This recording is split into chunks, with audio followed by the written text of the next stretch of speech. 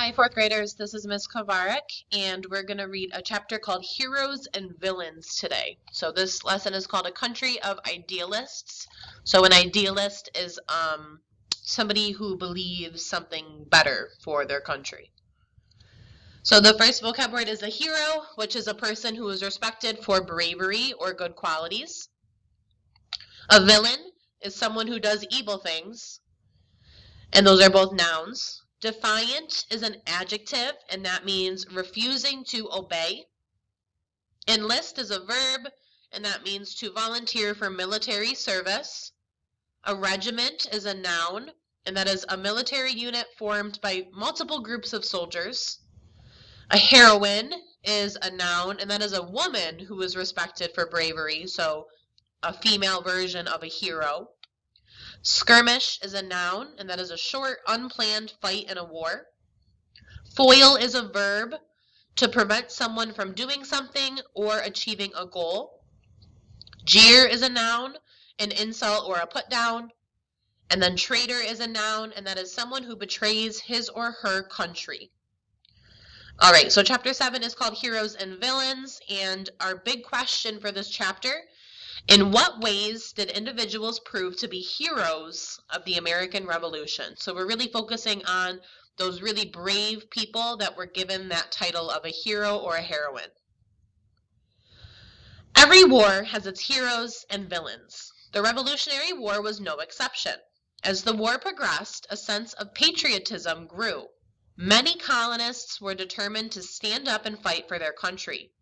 One of the greatest heroes on the colonist side was George Washington. Washington was commander-in-chief of the Continental Army throughout the war. He took over not long after the battles of Lexington and Concord in 1775, fighting the British in New York and New Jersey. He survived the dreadful winter of 1777 to 1778 at Valley Forge. He was still in command when the Continental Army won the decisive victory at Yorktown in 1781. And this is a painting called Washington's Farewell to His Officers. Helping Hands. There were also many heroes from other countries who came to support the colonists and help them gain independence from Britain. Kosciuszko from Poland helped the Continental Army win the Battle of Saratoga. Von Steuben, the German, helped Washington transform untrained farmers into a disciplined, well-regulated army. The Marquis de Lafayette was the young Frenchman who was a major in the Continental Army and helped Washington win the Battle of Yorktown. Another hero was the Scottish sea captain John Paul Jones. Jones went to live in the colonies, and when war broke out, he decided to fight on the side of his adopted homeland. In 1779, his ship, Von Holm Richard, became involved in a sea battle with the British ship Serapis. The Von Holm Richard had 42 guns. The Serapis had 50 guns. For a while, the two ships floated right next to each other, blasting away. At one point, a British sailor shouted to Jones, asking him if he was ready to surrender. "Surrender?" Jones shouted back. "I have not yet begun to fight." In the end, it was the British captain who had to surrender. The story of the victory, along with Jones's defiant reply, was printed in newspapers, and John Paul Jones became a hero. Nathan Hall, a schoolteacher from Connecticut, demonstrated his heroism in a different way. In 1776, he volunteered to help George Washington with a very dangerous mission. He agreed to sneak behind British lines in New York City and spy on the British Army there. Unfortunately, Hal was captured, and the British gave orders that he be hanged. However, before he died, according to legend, Hal uttered, "I only regret that I have but one life to lose for my country."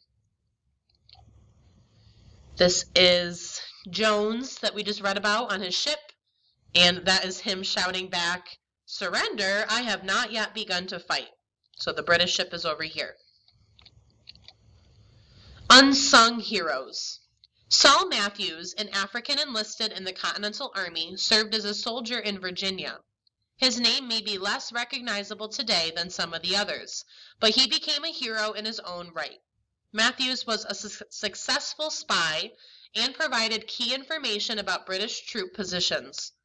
Colonel Josiah Parker commissioned Matthews to go on spying missions in British military camps.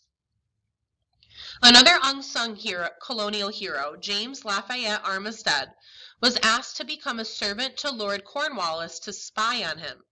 At some point, Lord Cornwallis asked Armistead to become a spy. Armistead agreed, but what Cornwallis didn't know was that Armistead was secretly working for the colonial side. He passed along important information to the Continental Army and gave unimportant information to Lord Cornwallis. And that is James Armistead right there. Peter Salem, a freed slave, was one of the militiamen who fought in the battles of Concord and Lexington. He also fought in the Battle of Bunker Hill. Salem went on to join the 5th Massachusetts Regiment and served in the Continental Army for 7 years. Few soldiers served for that length of time. He was considered to be a war hero. As a result, in 1882, a monument was erected in Framingham, Massachusetts, in his honor. There were also many heroines during this time in American history. George Washington's wife, Martha, played an important role in helping the Continental Army survive at Valley Forge. She helped make clothing for the soldiers and helped to take care of the sick. Abigail Adams, the wife of John Adams, raised the children and managed the farm, but she also housed and fed Continental soldiers. Mrs. Adams was known to write letters to her husband, one of the most important delegates in the Continental Congress. In these letters, Mrs. Adams advocated for women's rights, especially with regard to educational opportunities. She also let him know that she was opposed to slavery. At the time, most people believed that fighting in the army was strictly a job for men. Some women were allowed to serve in the army, performing duties such as nursing, cooking, searching for food, and even burying the dead. But women who tried to enlist were turned away. Some women, however, disguised themselves as men so they too could fight for their country. Deborah Sampson from Massachusetts signed up for the army using the name Robert Shirtleaf. Sampson served for a year and a half and fought in several skirmishes. In one of them, she was wounded. 2 musket balls lodged in her thigh. Sampson removed one of the balls herself, but the other was buried too deep to be removed. Fortunately, her wound healed and she survived. After the war, Deborah Sampson was recognized by John Hancock for having shown an extraordinary instance of female heroism. Another woman, Mary Draper, also fed and clothed Continental soldiers as they marched through her hometown, but she even went so far as to melt down the pewter dishes she owned so the metal could be used to make bullets. Still, other women became heroes by simply standing up for what they believed. Historians have recorded the story of Mum Bet, an enslaved woman from Massachusetts. It seems Mum Bet may have heard her patriot master reading the Massachusetts state constitution aloud. Bet thought about the words in that document. All men are born free and equal. She figured the words meant that she herself had a right to be equal and even free. She found a lawyer who was opposed to slavery and convinced him to take her case. To the surprise of many, she won the lawsuit. In 1781, the Supreme Court of Massachusetts ruled that Mum Bet could no longer be held as a slave. She celebrated her victory by taking a new name, Elizabeth Freeman. Her case was one of many factors that helped lead to the end of slavery in Massachusetts. From hero to villain. Benedict Arnold was a hero at first. Later, he became more of a villain. He was one of the top Continental Army generals at the Battle of Saratoga and was praised after the victory there. However, Arnold opposed joining forces with the French in 1778. He believed the colonists had traded one enemy for another. In 1780, Benedict Arnold made a plan to surrender the colonial fort at West Point in New York to the British. When this plan was foiled, Arnold joined the British Army. He went on to fight for the British. The cheers for Benedict Arnold the hero quickly turned to jeers for Benedict Arnold the traitor. Okay, long chapter. Make sure you go back into that text to find the answers. Number 1, George Washington was one of the greatest blank on the American sides of the Revolutionary War. Number 2 on page 60, what does that phrase unsung heroes mean? So look at the context it's used in. Look at what that section is all about. Saul Matthews, James Lafayette Armistead, and Peter Salem all helped who? What's a heroine? Number 5, Mary Draper stood up for what she believed in. Number 6, what battle did Benedict Arnold show heroic actions? So when was he a hero? And then true or false, he was also a villain to the colonial army. All right, then a little bit of word work. We're looking at the word defiant, which means refusing to obey. So for example, my brother was defiant when he dove into the swimming pool right after my mom asked him not to go back into the water. So if you're defiant, you don't listen, you don't follow rules. So first of all, what part of speech is it? And then I'm going to give you a couple examples, and you're going to tell me they are defiant or they are not defiant. So Caroline ate 2 more cookies after her dad told her to put the cookies away. Is she defiant or not defiant? James sat quietly waiting for the show to begin, just as his teacher asked. The puppy continued to jump on the furniture despite repeated attempts to teach him not to. William shouted at the top of his lungs, "I refuse to go to bed no matter what you say." And then Carmen leaned back in the dental chair and opened her mouth so that the dentist could examine her teeth.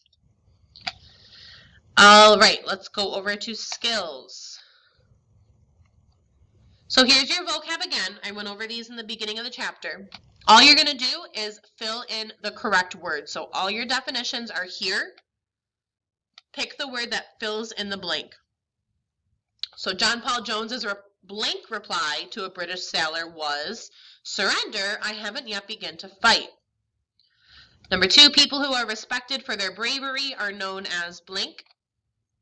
Women who are respected for their bravery are known as blank. Deborah Sampson was 21 years old when she decided to blank in the army. Many soldiers were wounded in blank during the American Revolution. The commander of each blank in the Continental Army read the Declaration of Independence to his troops. All right, and then the last part, you're going to make an opinion. So you need to tell me if you think George Washington was one of the greatest heroes on the colonist side.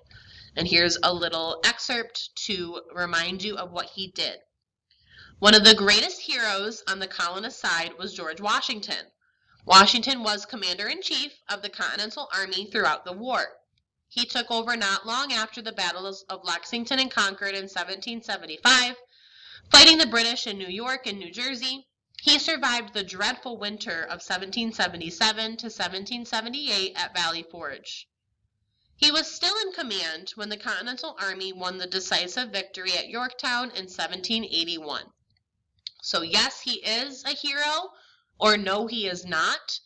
Whatever you choose, I want you to give me 3 sentences to explain why he is a hero or why he is not a hero.